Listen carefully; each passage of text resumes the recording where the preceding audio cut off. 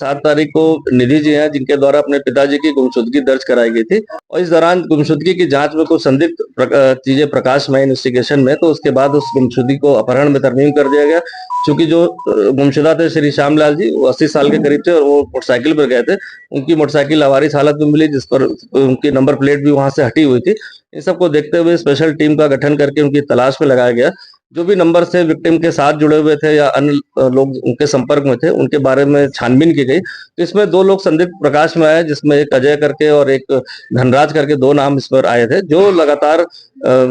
Touch में थे, किसी न किसी अन्य नंबरों के माध्यम से टच में थे। और उसमें एक महिला गीता का भी नाम आया और उनके पति हिमांशु का भी नाम आया। जब 2 लोग को, ये चारों लोग मौके से मतलब यहाँ से फरार थे, जब 2 लोग को इसमें हिरासत में लेकर पूछताछ की गई, अजय और धनराज को, तो इनके द्वारा बताया गया कि वो गीता के रिश्तेदार हैं और उनके कहने पर वो 3 तारीख को यहाँ पर आए थे, जिसमें 2 तारीख को उनके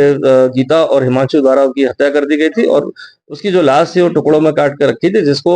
वो फेंकने के लिए सहारनपुर नहर के पास फेंक कर आ गए थे। उनकी निशानदेही जानकारी के आधार पर इसके बाद जो है लाश को जो है अलग अलग पार्ट में जो कटी मिली थी, कुछ नहर से बरामद कर लिया गया था। इसके बाद 2 अभियुक्तों को गिरफ्तार करके जेल भेज दिया गया था।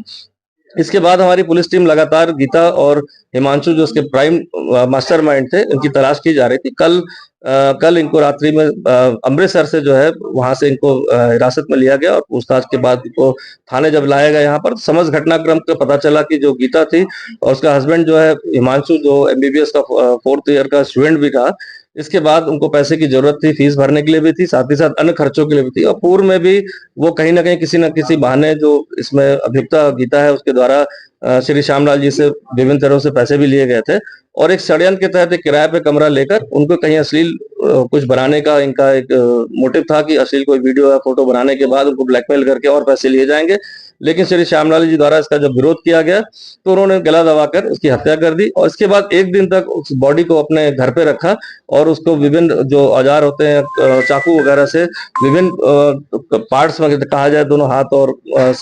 धड़ को अलग करके और उसको पैक करके जो है अपने रिश्तेदारों के माध्यम से नदी में फेंक दिया गया। इनकी गिरफ्तारी उपरांत इसका मोटिव भी क्लियर हो गया और साथ ही साथ पैसों के लिए ब्लैकमेल करके ये हत्या करने का षड्यंत्र रचा गया था, जिसमें 2 अभियुक्त पहले गिरफ्तार हुए थे। 2 मेन प्राइम अभियुक्त जो है कल गिरफ्तार कर लिए गए। आज इनको माननीय न्यायालय में पेश किया जा रहा है।